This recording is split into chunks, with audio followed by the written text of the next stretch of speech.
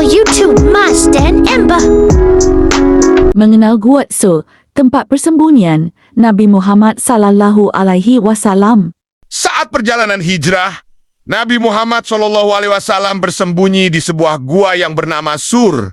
Gua Sur menjadi tempat yang digunakan untuk menghindari kejaran dari kaum kafir Quraisy. Gua Sur, yang juga dikenal sebagai Jabal Sur itu, terletak sekitar 7 km dari Mekah ke arah Thaif. Letak persisnya berada di salah satu puncak gunung Jabal Sur yang sangat terjal dan dipenuhi bebatuan. Terdapat 2 pintu masuk yang ada di bagian timur dan barat. Pintu barat menjadi tempat yang digunakan Nabi Muhammad SAW bersama Abu Bakar saat bersembunyi dari kejaran kaum kafir Quraisy. Cerita mengenai Gua Sur dikisahkan dalam surah OTT Taubah ayat 40 dengan bunyi sebagai berikut. Jikalau kamu tidak menolongnya Muhammad, maka sesungguhnya Allah telah menolongnya, yaitu ketika orang-orang kafir, musyrikin Mekah, mengeluarkannya dari Mekah. Sedang dia salah seorang dari 2 orang ketika keduanya berada dalam gua, di waktu dia berkata kepada temannya, "Janganlah kamu berduka cita. Sesungguhnya Allah beserta kita." Maka Allah menurunkan keterangannya kepada Muhammad dan membantunya dengan tentara yang kamu tidak melihatnya. Dan Al-Quran menjadikan orang-orang kafir itulah yang rendah, dan kalimat Allah itulah yang tinggi. Allah Maha Perkasa, lagi Maha Bijaksana. Ketika Nabi Muhammad SAW dan Abu Bakar sampai di Gua Sur, Abu Bakar lebih dulu masuk ke dalam gua. Saat itu, Abu Bakar membersihkan gua tersebut dari katoran-katoran binatang dan menutup sejumlah lubang untuk mencegah ular berbisa masuk. Banyaknya lubang di gua tersebut membuat Abu Bakar menutupnya dengan baju yang ia pakai. Gengginsik, Abu Bakar merobek bajunya hingga tersisa 2 lubang di sebelah kiri. Setelah dirasa semua tertutup, ia lalu memanggil Nabi Muhammad SAW untuk masuk dan beristirahat di dalam gua. Peristiwa menegangkan sempat terjadi di gua Sur kala kaum kafir Quraisy melakukan pencarian hingga di sekitar Gua Sur. Tapi Allah Subhanahu wa Ta'ala memberi pertolongan melalui seekor laba-laba dan burung merpati. Jauh sebelum kaum kafir Quraisy tiba, laba-laba membuat sarang di mulut Gua Sur. Kemudian sepasang burung merpati menutup gua itu dengan ranting-ranting dan mengerami telur persis di mulut gua. Melihat di mulut gua ada sarang laba-laba dan 2 ekor burung merpati bersarang dan mengerami telur, kaum kafir Quraisy mengurungkan niat untuk memeriksa ke dalam Gua Sur.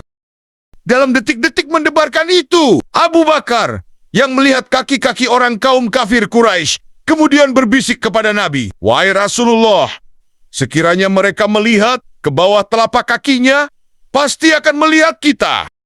Nabi menjawab, "Wahai Abu Bakar, apa yang kamu kira? Bahwa kita ini hanya berdua? Ketahuilah, yang ketiganya adalah Allah yang melindungi kita." Dengan lorong yang sangat sempit, Gua Sur cuma dapat dimasuki dengan posisi tiarap. Dan saat berada di dalamnya, posisi tubuh hanya bisa duduk. Karena kelelahan, Rasulullah lantas terlelap. Abu Bakar yang tidak tega melihat beliau tidur tanpa alas. Diraihnya pelan-pelan kepala Nabi Muhammad dan ditaruh di atas pangkuannya.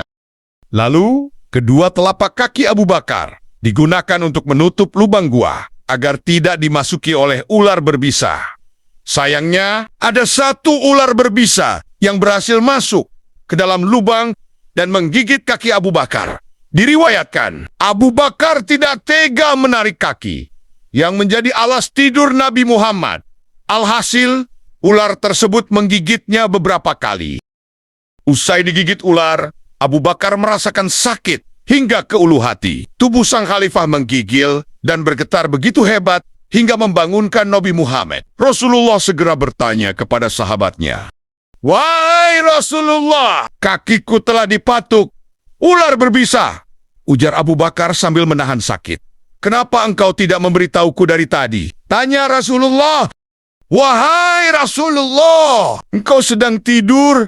Aku tidak sampai hati untuk membangunkanmu," jawab Abu Bakar. Mendengar hal itu, Nabi Muhammad SAW segera berdoa, "Ya Allah, jadikanlah Abu Bakar sederajat denganku pada hari kiamat nanti." Kemudian, Rasulullah memeriksa kaki Abu Bakar dan mengusapnya beberapa kali sambil mengucapkan bismillah.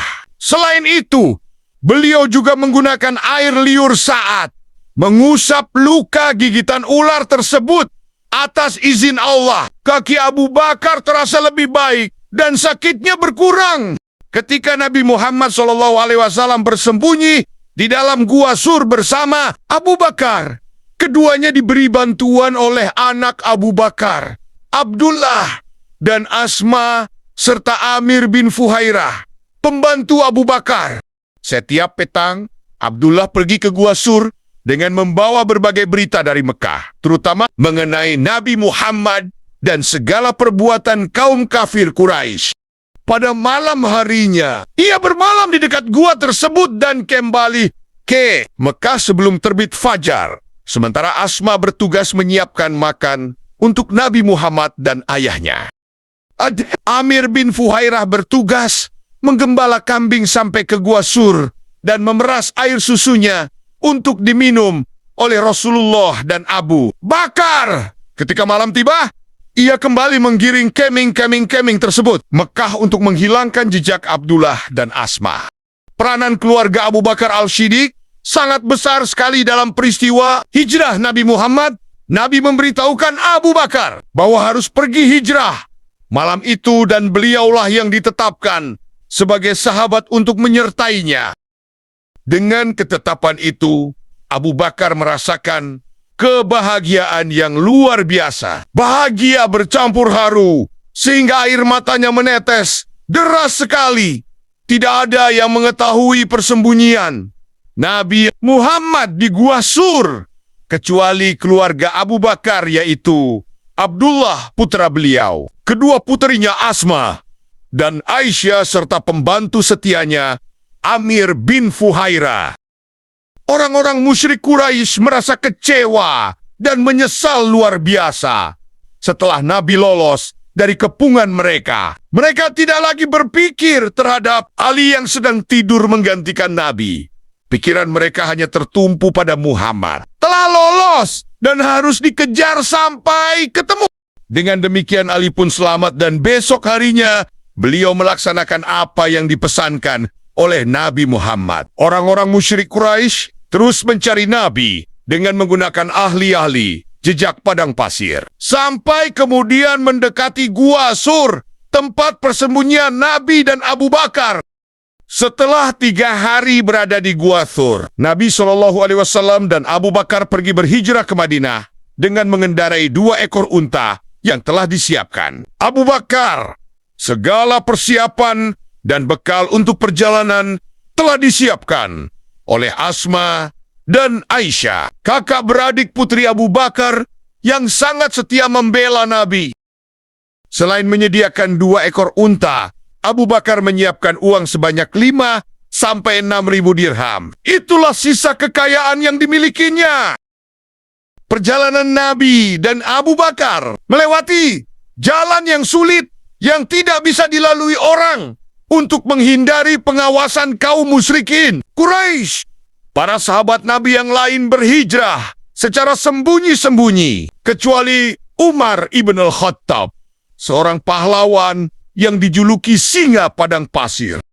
Umar ibn al-Khattab setelah mengetahui para sahabat Nabi berhijrah, ia langsung menghunuskan pedangnya, mengumumkan kepada orang-orang Quraisy bahwa beliau akan berhijrah. Setelah melakukan salat 2 rakaat di Masjid Al-Haram, beliau berangkat dan tidak ada seorang pun yang berani mengganggu. Ali bin Abi Thalib setelah menyelesaikan amanatnya, berhijrah dengan berjalan kaki di siang hari yang panas menyengat. Beliau bersembunyi di balik gunung-gunung batu. Malam harinya, ia melakukan perjalanan sampai berjumpa dengan Nabi di Kuba, kota kecil dekat Madinah Di sanalah Nabi dan para sahabatnya membangun masjid yang pertama kali dinamai Masjid Quba. Di kota Yatsrib yang kemudian menjadi Madinah Al-Rasul atau kota Nabi, umat Islam dan seluruh penduduk kota telah bersiap-siap menerima kedatangan seorang muhajir besar, Nabi akhir zaman dan Rasul yang menjadi rahmat bagi alam semesta. Kota ini bagaikan lautan yang bergolak, menumpahkan gelombangnya menerpa pantai. Semua orang, besar dan kecil, pria wanita, kaya miskin menyatu dalam suasana bahagia. Gembira bercampur haru menyambut kedatangan seorang pemimpin yang mereka dambakan.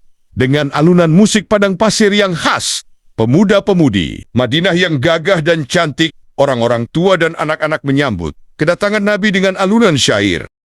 Telah terbit bulan purnama menerangi kami dari celah bukit Wadai.